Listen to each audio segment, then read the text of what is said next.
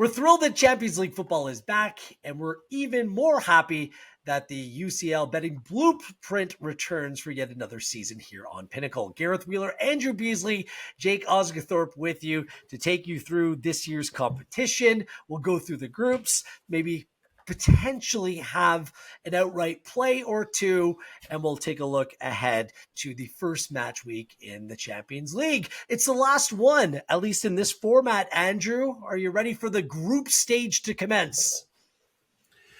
I am. I mean, obviously, we're going to cover the groups in a moment. I don't think there's too many that are that exciting, which tends to happen in the Champions League these days. You sort of see a lot of repeat ties and stuff like that. There is obviously one group which stands out a mile, but other than that, interest a little bit thin on the ground. But of course, there's bound to be some shocks that we won't have anticipated. Jake, are you going to miss the group stage when it's gone, done and dusted next season?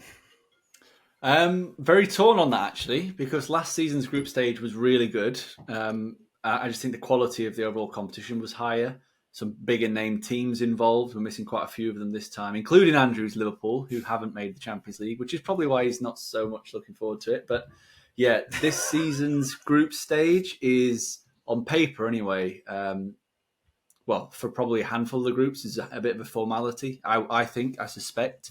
I'm sure it won't work like that, but there might be a few bumps on the way, but I still expect the favourites to qualify in most of the groups. But yeah, intrigued to see what happens next year. We were just talking off air. It's going to be one massive table, basically teams playing 10 games instead of 6.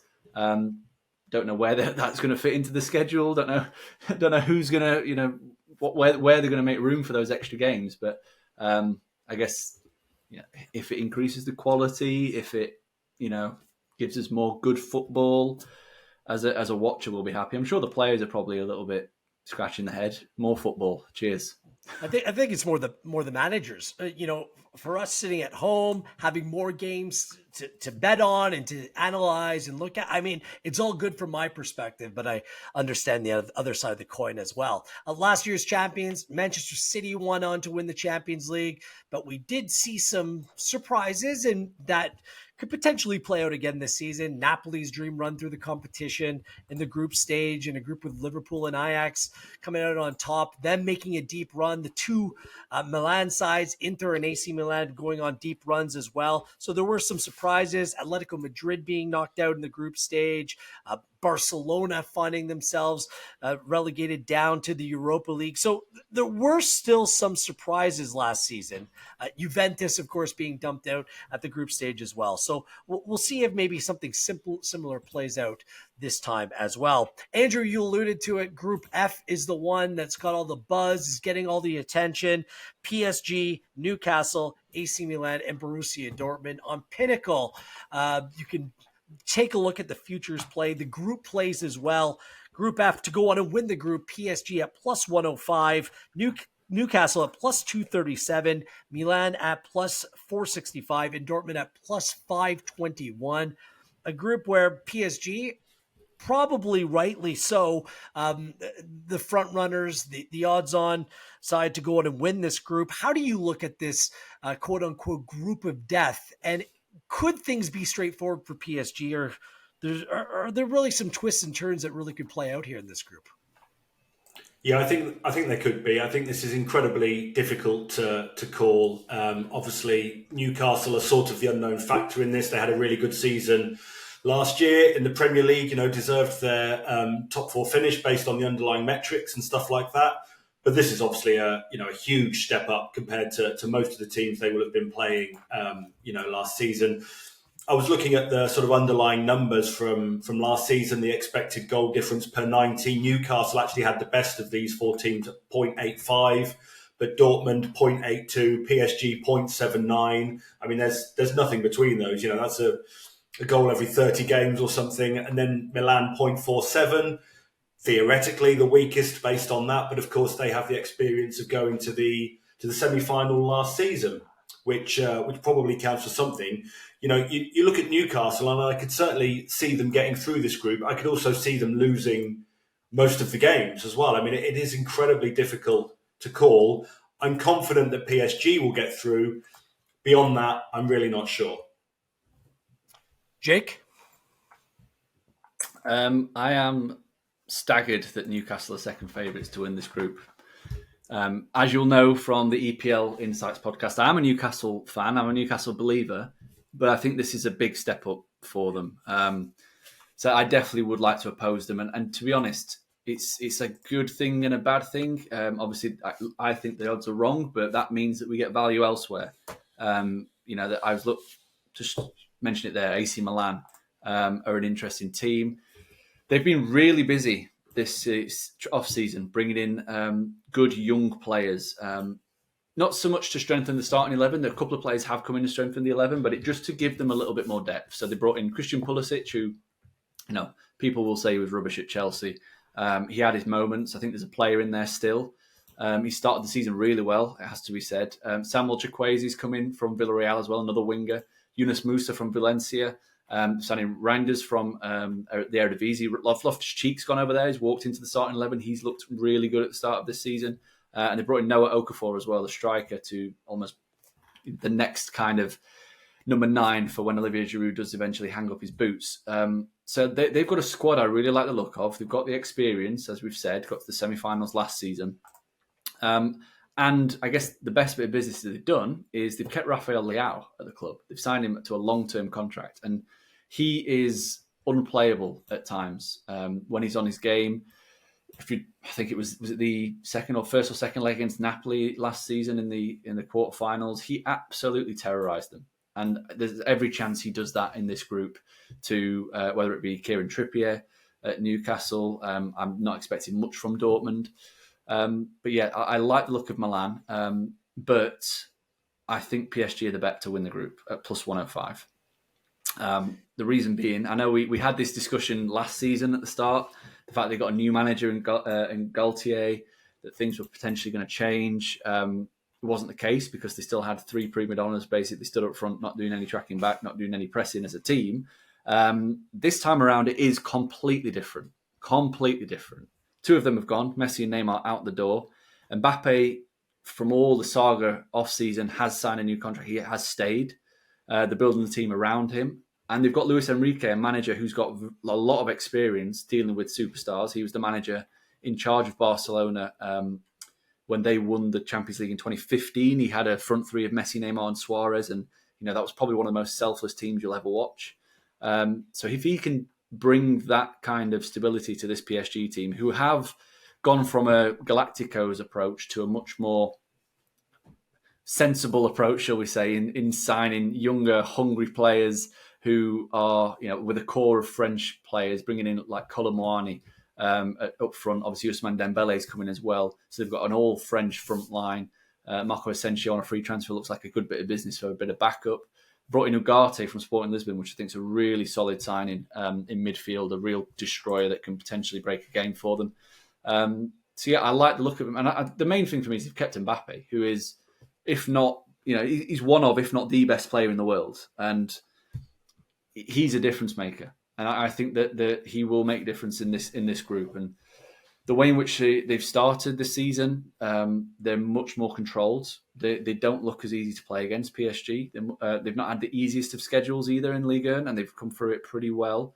So yeah, I've seen a lot of positives about PSG. And then, yeah, just a little touch on Dortmund because they are very opposable again.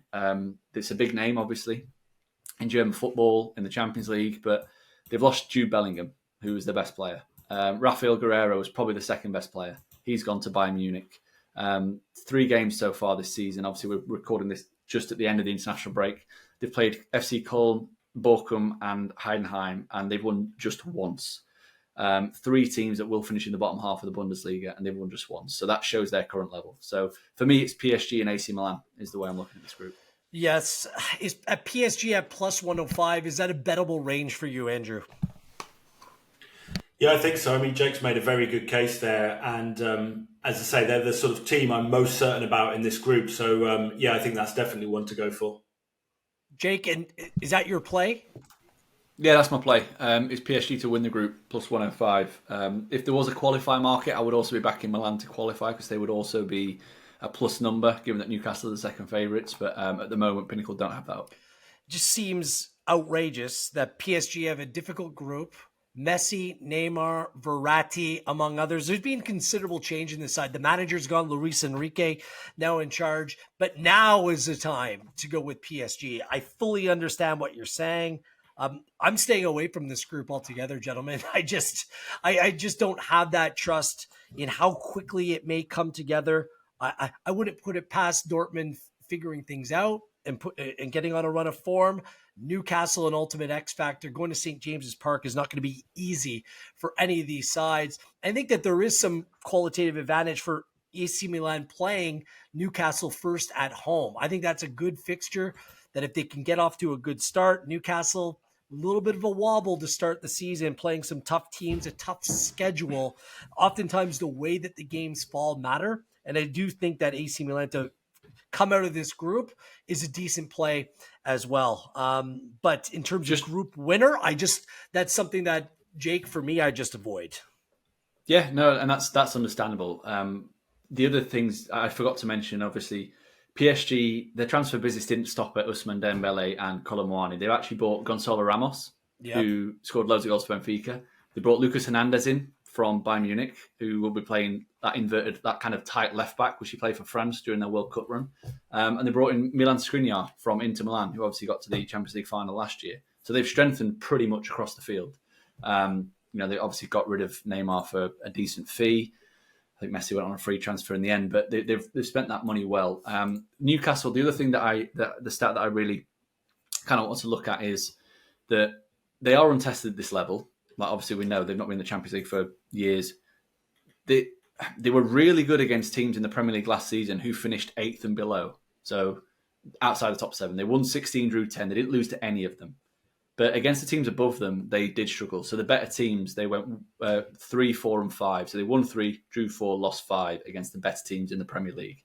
As I've said, I've got my question marks about Dortmund, but Milan and PSG, I would put them in that category of team that would, in my opinion, be better than Newcastle, that they may struggle against big time based on that record. So whether that's something tactically that Eddie Howe needs to change in those big games. Obviously, they've already happened. They've lost to Liverpool and Brighton this season, 2 teams who finished in that top 7 as well.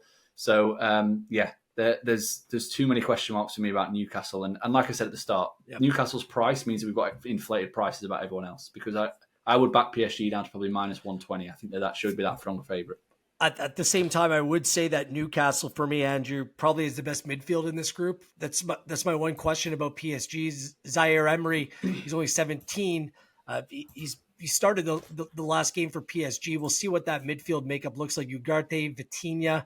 I'm not quite sure. I think that Milan can be competitive in that area as well. Of course, Tonali playing against his former side in potentially that first Champions League game as well. Anything else to add on this group, Andrew?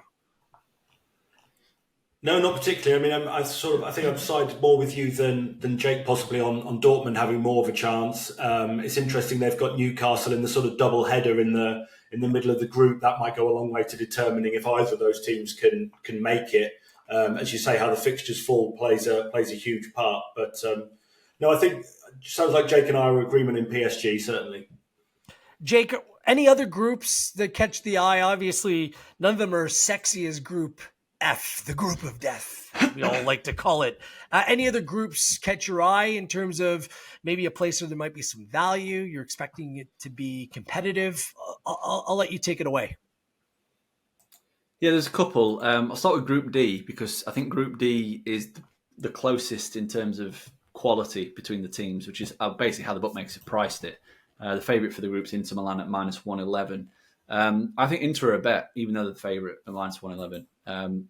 Good side. We saw that in their run to the final last year.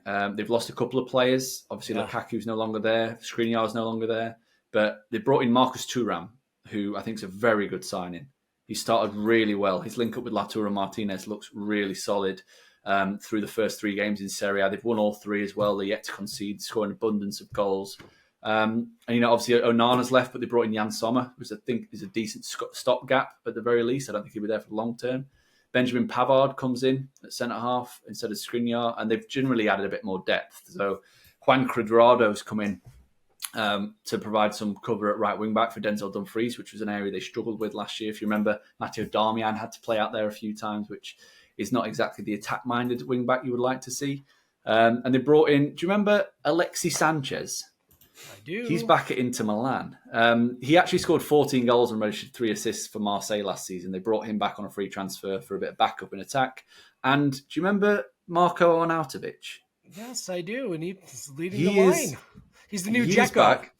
Yeah, he's back at Inter Milan. He's obviously not going to start, but the former Stoke lad, people will be laughing that, how can you back a team that's got Marko Arnautovic? He was very good for Bologna last season, like under the radar. 10 goals in an average team, 0.5 expected goals per 90 minutes. So he's consistently getting on the end of good chances. So again, he'll be a good option player, potentially off the bench, maybe in some rotation for some Serie A matches, depending on how the group goes. But yeah, for me, I just think they're the best team in this group by a mile, especially given the business Benfica have done. Losing Gonzalo Ramos, I think, is huge. We don't know much about the striker that's coming in to replace him. It's Arthur Cabral's the person they've signed, but he hasn't actually been starting. It's been some other lad.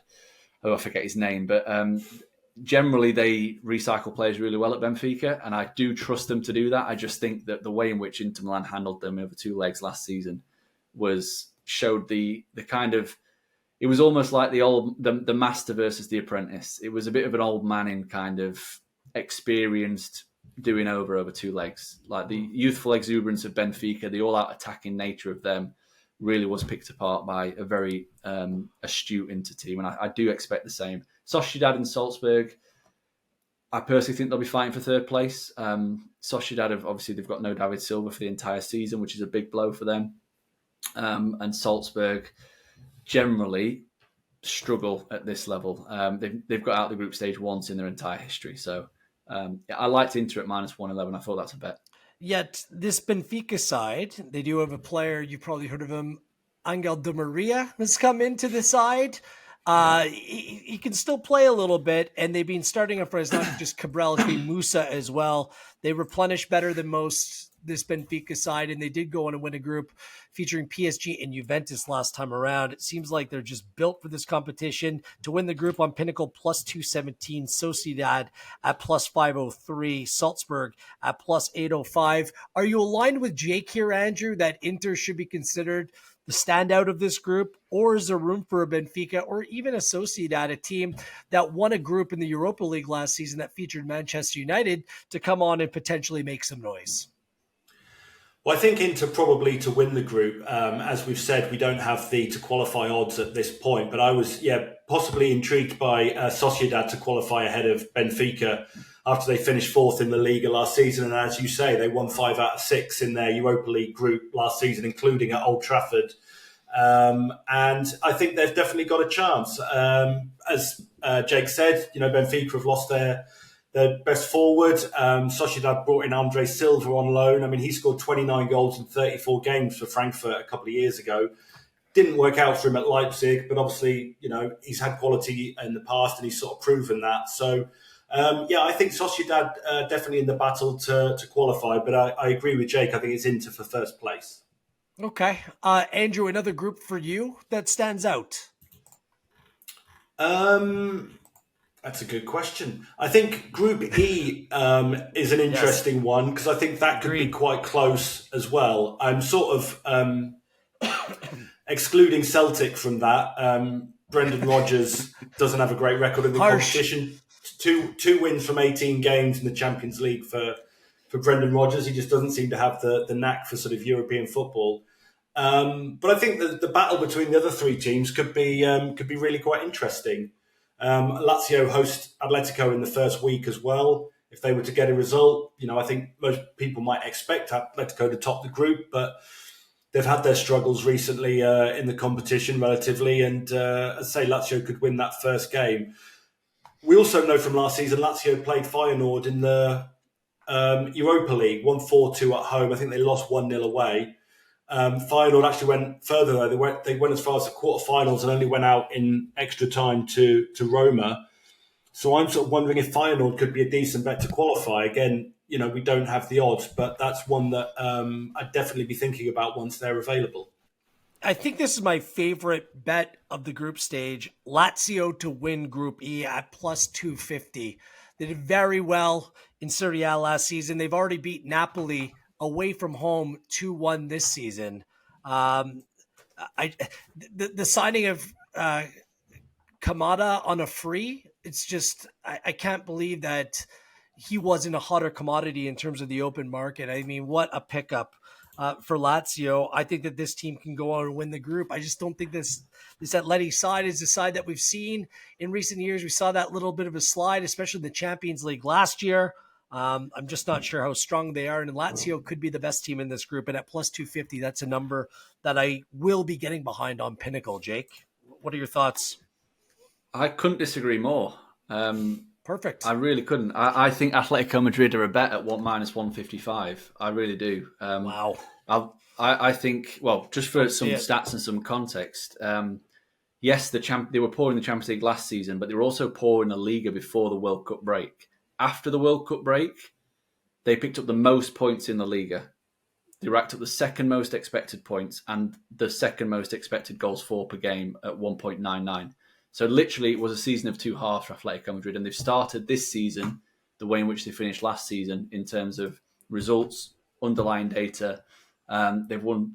I think they drew a tough game. I'm trying to think who they played. It was Villarreal, but they've scored 10 times in 3 games. Their underlying data, as I said, is really strong. Vallecano, they beat them 7-0 last time out before the break. Yeah, but yeah, I think there's a lot to like, and they've.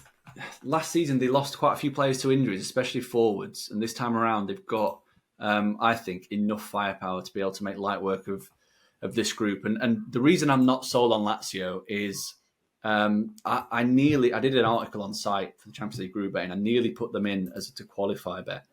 But they finished second last season in Serie A, but they overperformed by a huge margin, like an unsustainable margin. They finished the 7th best team according to the underlying data. So they were extremely fortunate to even finish in the Champions League places. They've lost arguably the best player, Sergei Milinkovic-Savic. He's gone to Saudi Arabia. I know Kamada's come in, but I don't think he's anywhere near the kind of profile of Milinkovic-Savic for that midfield. Different profile of a player. And, they did beat Napoli, but you kind of glossed over the fact that they lost to 2 no-hopers in Serie A so far this season. Yeah. Just getting the teams up now. Who they played? They played against, stall for time, Lecce and Genoa. They lost to both of those, which, that's ultimately is the Lazio experience, because they were, last season, this is exactly the same. They were fine margin football. They didn't win the XG battle by a wide margin in any of the matches. It was all 1-0, 2-0, 2-1. And ultimately, some of those results are going to go against you the following campaign, which is what we've seen, because the XG totals for the first 3 matches, 1.75 to 2.2, ended in a 2-1 defeat, 0.94 to 0.7, a 1-0 defeat, and then they won against Napoli when it was 1.04 to 1.05. So there's literally nothing between Lazio and their opponents when they play on an XG basis, and that's toss of a coin in terms of results. I still think they qualify, because I don't think Feyenoord, another team that massively overperformed the data last season, they finished 3rd best on expected goal difference, won their Eredivisie. They lost the Dutch Super Cup start of the season. They've drawn 2 out the gate of their 4 matches in the Dutch top flight, and those 2, they've not played any good teams yet either. So I've got massive question marks about Feyenoord, but I'm really confident, really bullish about Atletico's chances. Okay, I'm still making that Lazio play despite everything that you that you said there. I just think. Throw out those couple early the season results, beating Napoli away from home. That stands out to me, and perhaps I'm just not as high on Atletico Madrid as you are. I agree with your one final caveat on Feyenoord and Celtic. I think it's a 2-horse race, and I think that Lazio can edge this. Just one final caveat on that Lazio win over Napoli. That came 2 days after Napoli manager Giuliano Spalletti left to go manage the Italian national team. So Napoli didn't have a manager in place. Well, they did. It was Rudy Garcia, a new manager in place with 2 days to work with the team. So I think there's a massive asterisk next to that result as well. Whoa, you can't put an asterisk. That's not the way that it works. So we all know Maurizio Sarri. I'm like Maurizio Sarri. It's not always going to be something that's going to be an analytics or an underlying numbers darling. Like, that's just not the way that his team plays. But they're a pain to play against, and I think that they will do fine in this group. Should be compelling, though. Some big clubs involved in this group as well. So that one certainly stands out. Jake, anything else from any of the other groups that has caught your eye? Whether it's Sevilla just destined to fall down to the Europa League and go on and win it. They're in a group with Arsenal and PSV. I'm not sure where else you want to go here. If there's any other groups that might not be straightforward or as straightforward as one would predict. Not really. I am disappointed in Pinnacle not having to finish third mark it up yet, just for Sevilla, just so we can back Sevilla to finish third. Yes. Group A, it's hard to look past the two at the top of the betting to finish 1-2. Group B, I think Arsenal win the group. I do think it's a tough kind of matchup to see who's going to finish second in that one. Sevilla, PSV, or Lens. I mean, we know Sevilla they're going to withdraw anyway and finish third because they just love the Europa League. But yeah, that for me, I'm struggling to find another bet that I like in the group winner market. The only one that Group C does -189 on Real Madrid to win a group with Napoli, Braga, Union Berlin. Does that seem a little short for you? No, a little bit too short. But then again, like I've said, the main issue I have with that group, and that particularly Napoli, I think it's a head-to-head, is they've got a new manager now in Rudi Garcia, as opposed to Spalletti, who won the title with them last season. So that's a massive risk you're taking on Napoli, basically picking up and doing what they did last season with a different coach. So, whereas we know what Real Madrid are. Yes, they've not got a striker, but they are making it work because they've got such good players around them. Andrew, anything else from the group stage? Not really. I mean, I just think Group B, yes, Arsenal to top it. I think whether Sevilla deliberately try and get third or not, I think PSV have got a good chance of going through. They beat Arsenal 2-0 at home last year in the Europa League, only lost 1-0 away, and it was fairly strong Arsenal sides. It wasn't sort of reserves in the Europa League or anything like that. And I think with the transfer business they've done, they've got some experience and stuff in. So I think PSV are probably a good bet to finish second in that group. But other than that, no, I think a lot of the groups are going to finish pretty much as the odds imply. That's certainly how it looks at this stage. Yeah.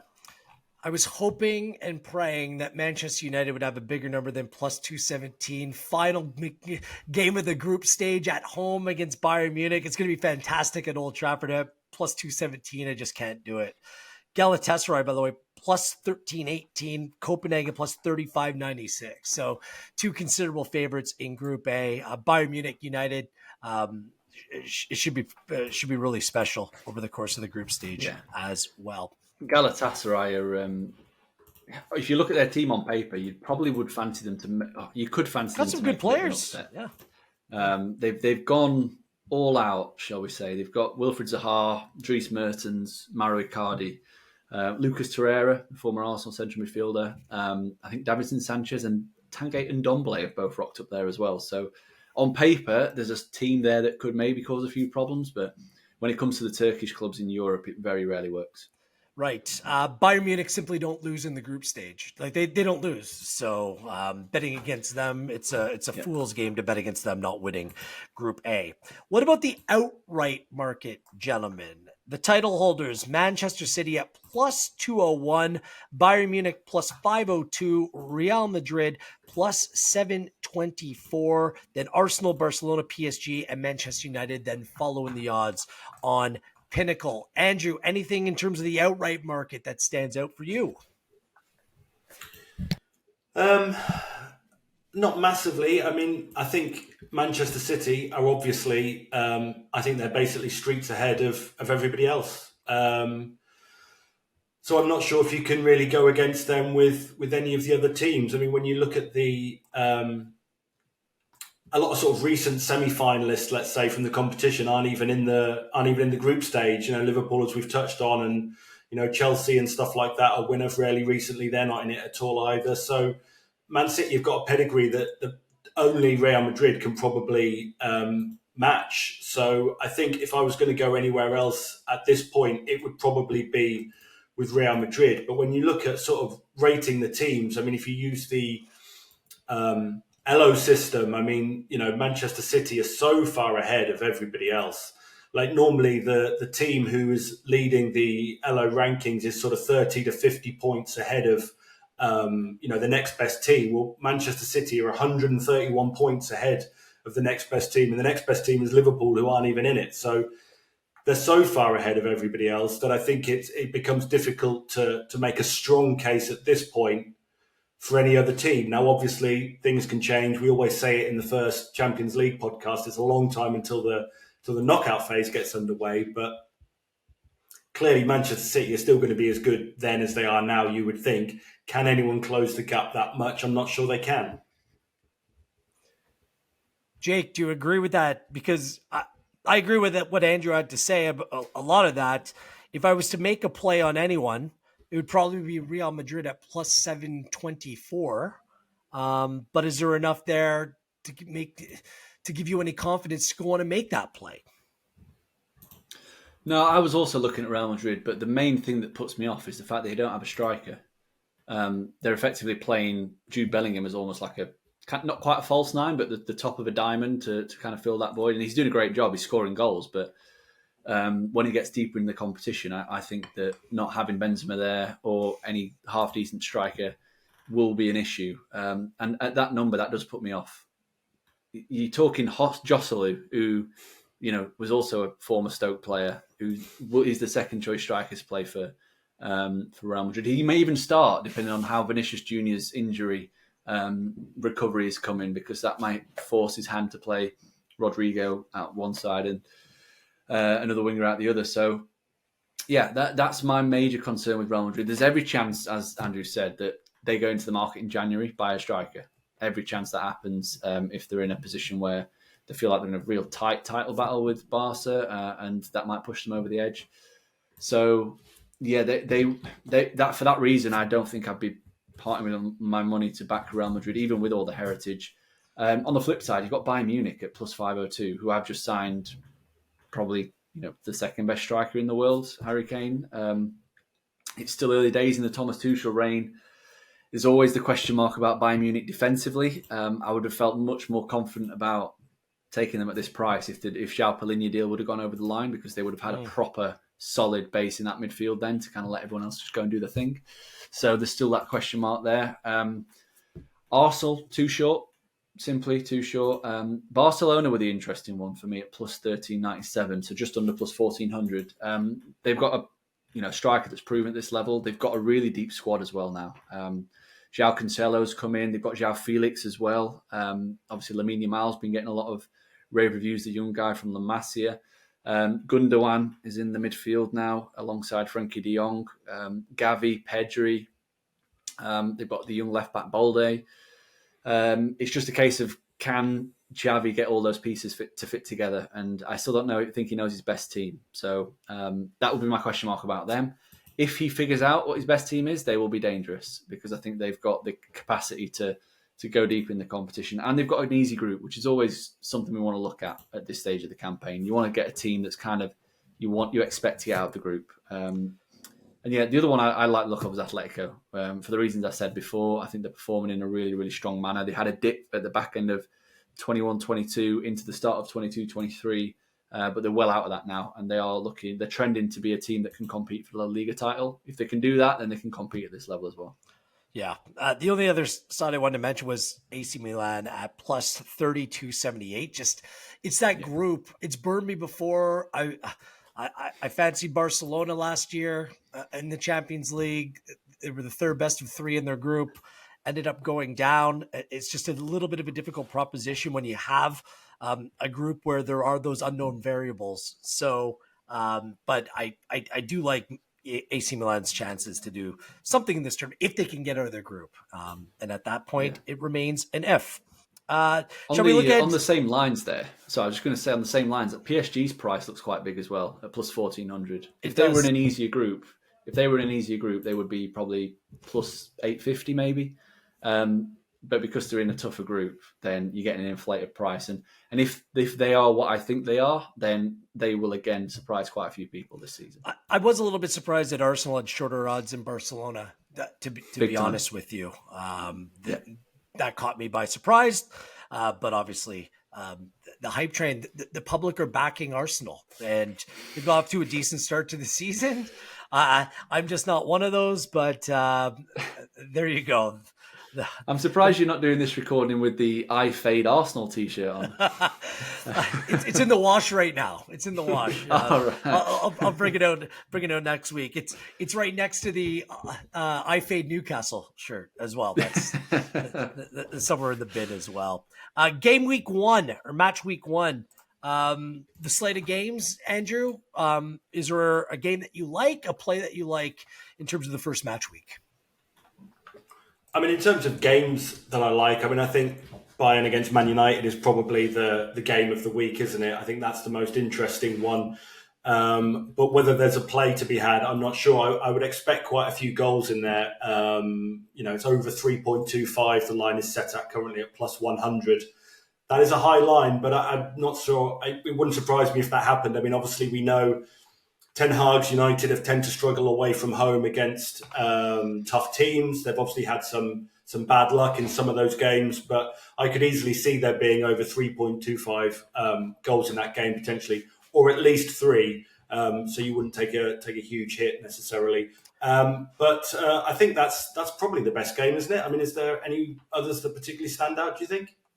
Well, I was just gonna mention on this, despite how poor United are against good competition in the Premier League, in the Europa League last season, other than the game where they completely capitulated away to Sevilla, like arguably their best performance of the season was in the draw at the Camp Nou against Barcelona. Mm-hmm. So I'm not sure if European form, away form is different than Premier League form or what makes it different, but they were right up for that game against Barcelona last season. And with some real competitors in this team, I mean, this trip to Munich is going to be big. I'm not sure that you can just discount Manchester United based upon their away form in the Premier League. Is that a game that you're drawn to at all, Jake? What do you make of that? Yeah, I agree with Andrew. I think the goal line, I was also looking at buying on the handicap. I don't rate this Man United team's chances very highly at all against Bayern Munich. You mentioned the Barca game last year, and I had to look it up because I had a feeling that there was it was a really weird Barcelona defense, and I was right. Marcos Alonso played centre half that day. He did. With Araujo, who's a right back by trade. So yeah, that's obviously that's not the only reason why Manchester United performed well and got a good result. But yeah, that's definitely had something to do with it. I think this Bayern team will be banged up for this. And yeah, I think they just got a little bit too much quality, especially at home. I still think Ten Hag's stuck in a kind of, they're almost in a mini transition within a transition, Man United, where they've gone from manager to manager. It's now gone from playing almost a pragmatic winning football, which they did last season. Very rarely did they went and got blown out last season, to much more, or trying to play a bit more expansive and be a bit more open and play a bit more flair. And they seem to be caught in the two at the minute, where he wants to play one, but he doesn't quite have all the players to do it. But they don't want to revert back to the other one. So they will go to Bayern Munich and try and win the game. I've no doubt about that. And I think that means they will get picked off. I would also like to point out Jake's anti-Manchester United sentiment. Luke Shaw played center back for Manchester United that game, as well Isn't as that starters, his best position? As well as starters. Fred and Weghorst started up top. Well, actually, he played underneath Marcus Rashford in that game. So there's always the counter to the counter. So nice try there, Jake. I saw what you're doing. And United played their best football with Weghorst in the team for about a month, and then guess what? Yeah. The clock struck midnight, and he turned back into a pumpkin, and that's generally what happens. I do think that there are some the other big game, Andrew, Milan and Newcastle. Milan to win plus 146, plus 253 for the draw, plus 178 on Pinnacle for a Newcastle win. How do you prognosticate this one? Because Newcastle have a tough game against Brentford this weekend. Need to get it right in the Premier League after an early season wobble here. So these are two big games back to back for the Geordies, isn't it? Yeah, definitely. And AC Milan win at that price looks very appealing for the reasons that Jake was mentioning earlier, and that Newcastle weren't actually that good against the better teams last season, and we've seen that they've not been so far this season. So that looks to be a very enticing price. I think a lot of these ones are, as we've sort of said, a lot of the Newcastle prices, and possibly Arsenal as well, are just sort of favouring them a bit too much. So that definitely looks like an interesting one to me, because, as you say, that there's sort of little evidence that Newcastle can avoid defeat in that sort of game, and particularly with the way they've started this season. Jake, anything there or elsewhere? I'm guessing you're on Atletico Madrid, Lazio. Atleti to a win away from home is plus 150. Lazio plus 190 for a home win, plus 228 on the draw. Is that a game that you're looking at? Yeah, the Milan game, I'm going to take Milan on the handicap, plus naught. It's drawn a bet basically at minus 125. The reason I'm doing that is because, as well as Newcastle having a big game at the weekend, Milan playing the Milan derby on Saturday. So they've got back-to-back big games as well. So that's my only kind of caution around AC Milan. Otherwise, I would be all over. If they were playing, Bologna or somebody at home, I would be all over taking Milan to win. But because it's the Milan derby, I'm just going to take the draw on a bet. And the same bet with the Atletico Madrid game as well. Minus 128 for Atletico, draw no bet away at Lazio. For all the reasons I mentioned before, I just think they're a really strong team. They're really purring at the moment. They've found a bit of form after the World Cup break, and yeah, they're definitely a team I want to get on side. I think they picked up maybe a few injuries in the international break, but not enough to concern me. Alvaro Morata leading the line, and people will laugh again. It's Alvaro Morata. We saw it in the Premier League. It wasn't great, but the bloke's scoring for fun at the minute. I think he scored 4 in 3 in the Liga. He scored a hat-trick the other day for Spain as well. So it's always nice when your strikers scoring goals. Anything else in terms of match day one plays for you, Andrew? Any other games that jump off the page? Just one that obviously the group of death we keep talking about, but PSG against Dortmund, PSG minus 0.75 on the handicap is minus 125, which looks, even as though I've got perhaps a bit more faith in Dortmund than Jake, I think that looks a good price, because I can't see anything really other than a PSG win and probably a handsome one. So that's one that caught my eye. And obviously that will tell us a lot, I guess, about the group in a way, because if PSG completely steamroller Dortmund, well, can we then potentially write them off? It's more something to learn from, perhaps. But I think, as I say, that handicap price looks like a good one to me. Manchester City were thoroughly dominant through the Champions League last year. Away from home in the group stage, they did draw Copenhagen. There was a couple odd ones, but playing at home against Red Star Belgrade, -3 is the handicap, minus 107. Is that a cover for City? Like, how high can that number go where you wouldn't make that bet? I wouldn't back it over -2 personally. You don't know with Pep. It's Pep roulette. They beat Leipzig 7-0 last year in the Champions League, right? Like, I mean, I know Red Star they probably will will win handsomely. They probably will win handsomely, but are you willing to take the risk that they win at -3 on the end? Especially when there's other games knocking around that there's equal value and you don't have to take as much risk. For example, Red Star player could be running through, John Stones pulls him down, he's sent off after 10 minutes. Those things happen, and then your -3 could still come in, but it's out the window effectively. So at that higher line, I'm happy to leave that alone personally. I mean, a lot of the recreational bettors would see a game like that, and they put City on a parlay with someone else. What's your advice for moments like this? Because there are some lopsided ones. I mean, Antwerp, a decent enough side, but they're going to Barcelona to play there. There's going to be those games that the recreational bettor will be tempted to put into some kind of parlay. Do you have advice for that, Jake? That type of bettor, and how to approach the board here in the Champions League? Yeah, absolutely. The first bit of advice is go nowhere near the extremely short prices, because yes, they've got a high likelihood of winning, but the amount of boost they give to your parlay is minimal for the risk you're taking.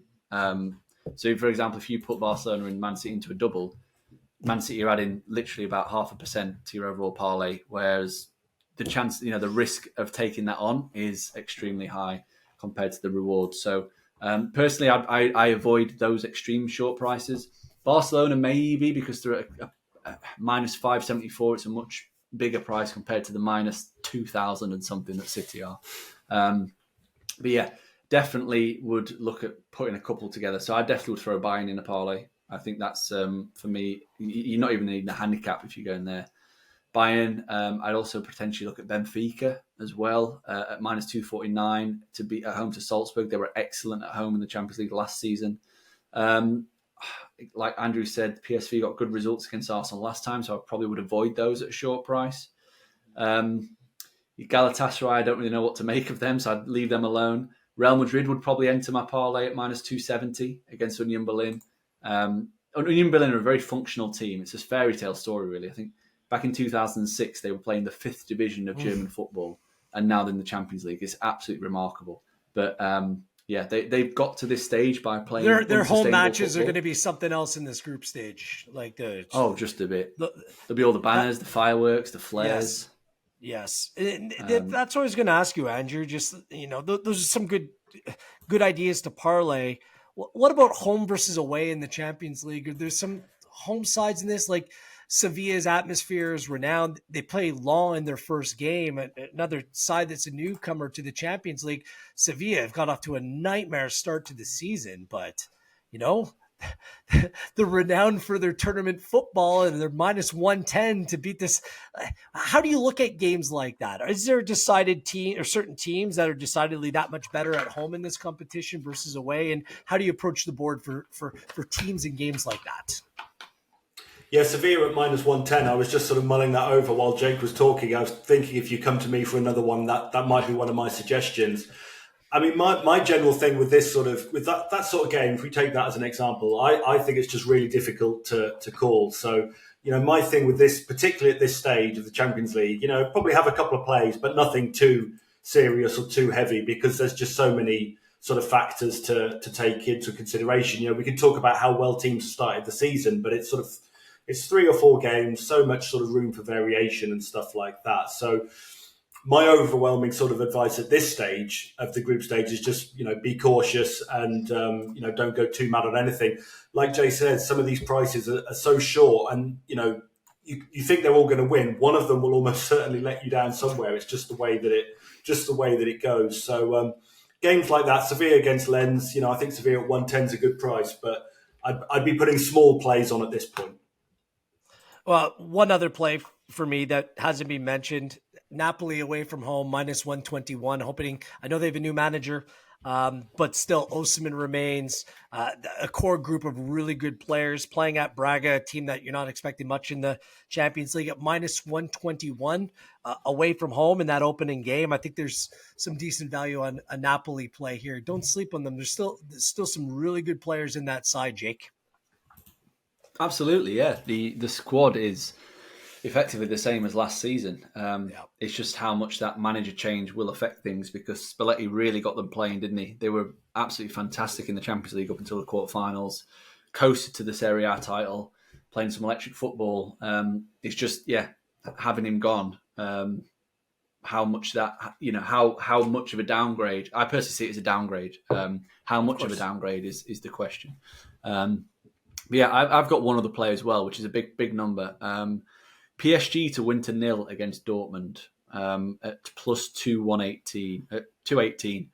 As I mentioned before, Enrique's generally he's not pragmatic, but he does prefer control. And I think that we've started to see that with PSG. They have conceded in 3 of the 4 league games, but clean sheet to open up, 90th minute equaliser the second game, 94th minute consolation the third game. And it was a 74th minute penalty in the 4th game when they were 4-0 up at half time. So kind of, you could say not concentrating too much. So we are starting to see them a little bit tighter. And as I mentioned, Dortmund have really struggled to start the season. They've played 3 very mediocre opponents, won once and scored only 4 times. And the reason being is because the creation is just not there. Bellingham was a huge part of that last season. Obviously, he's departed, as I mentioned before. Guerrero was another big part of it as an overlapping fullback. The players that they brought in just aren't, they've not really done much. Nicholas Füllkrug was a joint top scorer in the Bundesliga last season. I think he got maybe 16, so it wasn't an overly high-scoring top scorer gong. He's been brought in, but I think he's injured. I think he's picked up an injury in the international break. Sebastian Haller was good last season. Obviously, we know he didn't do too much when he was at West Ham. But just looking at the creative cast, and it's not overly explosive. It doesn't really hit you like it has done in recent years. So basically just taking a negative Dortmund approach and a pro-PSG approach. And rather than just taking PSG on the handicap, I just thought at a bigger price, I'd chance a win to nil. Finally, unless you have any other plays you like to throw out there, Arsenal plays PSV. These two sides did play in last season's Europa League competition, both sides with a home win, and Arsenal only beat PSV 1-0 at the Emirates that time around. The spread is set at 1.5 here. I know PSV have lost some players, but they still have some good players in the team. Noah Lang is in the team, an emerging Bakayoko as well. Is there enough there that would tempt you to make a PSV play, Andrew? Or is it all Arsenal all the time? I can get you my shirt if you want. It's over here somewhere. Well, as much as I'm a bit of an Arsenal skeptic, I think at home they're generally pretty reliable. As we've seen, their home games normally have a lot of goals. I think Arsenal and the overs seems to sort of pay out most weeks when they play at home. And I suspect this game, could well be something similar. As we discussed earlier, I think PSV, decent side, did okay against them last season, done some, pretty reasonable transfer business, as we said. But I would always be thinking Arsenal to win in this one. Okay. Final words, Jake? Anything to add? Yeah, I like the goal line in that game. I like it a lot. It's at 3, -123. As Andrew said, Arsenal, generally their home games are a bit mental at both ends of the pitch. And PSV, they've really caught my eye at the start of the season. Obviously, knocked Rangers out in the qualifying round. They did that emphatically as well. I think it was 7-3 over aggregate. And they've started the campaign really strong. They've won 7 of 8. They won the Dutch Cup against the champions Feyenoord, the Super Cup, and they've scored 24 times in those 8 games. So they are really firing on all cylinders. And they've got Luke de Jong leading the line, who's the captain. And if what a journey career he's had. Borussia Mönchengladbach, Newcastle, PSV, Sevilla. He's had a loan at Barcelona as well, and now he's back at Sevilla, back at PSV. Brilliant. And he's absolutely thriving as well, which is great. I think they've got, along with the good young players who you mentioned, the likes of Lang and Bakayoko, they've got a nice mixture of youth and experience, having players like him in there. So they're definitely a team to watch. Like Andrew said in the when we were talking through the group, I think PSV are probably a shout to qualify alongside Arsenal. And they will contribute a lot of goals to the group, that's for sure. And Sevilla back where they belong in the Europa League to go on and win that. Yes, please. Sevilla, Liverpool Europa League final. I can see it in our future. Andrew, any final thoughts? Any final words? I think we've been there before. I'm trying to think. I'm sure they've played. Was it 2015, Andrew? Europa final? 2016, the end of Klopp's first sort of half season, that's the only thing I want to add, really. Fingers crossed that Sevilla actually get through or somehow finish 4th, because as a Liverpool fan, I do not want them to get into the Europa League. Absolutely not. It's going to happen. You can put that out into the universe, but still, Sevilla Europa League, it is just meant to be. We remind you, bet smart, bet Pinnacle, your trusted sportsbook Pinnacle. For 25 years now, everyday competitive odds for the Champions League, for the Premier League, for NFL, for the NBA and NHL season, they're not too far ahead as well. Andrew, where can people follow along with your fine content and your fine regular picks for the Champions League and beyond? Yeah, I'm on Twitter as Base Tuned to Red, so anything I write gets shared on there. So if people want to give me a follow, that'd be great. And if you're a Liverpool supporter, it's an absolute must. Jake Osgathorpe, where can they follow along with you? At JCos on Twitter, writing currently for sportinglife.com. As I said, I've got a really extensive Champions League group stage breakdown on there with a lot of interesting information and the picks that we've discussed on here as well. You can follow along with me at Gareth Wheeler, Gareth.Wheeler. Not sure if you want to, because it's just me bragging about how right I am and how wrong everyone else is. So it's kind of I the way can't believe that you it didn't want to works. make the Lazio Atletia head-to-head. I think we should do that. We can. I'm happy to do that. Yeah? So add it to Okay. the docket, okay? Whoever goes Match on to bet, win that Atletico group. v Lazio. Yeah, it's a drive. Neither one of them wins. So if Yeah. someone else comes about, hey, maybe it's Celtic. Maybe it's Celtic that go on to do something and ruin both of our days. Could happen. That would be a huge shock. Ali Johnston, a good old Canadian boy, playing right back for Glasgow Celtic. On behalf of Andrew, on behalf of Jake, I am Gareth Wheeler. This has been the Champions League Betting Blueprint, and it's brought to you by Pinnacle.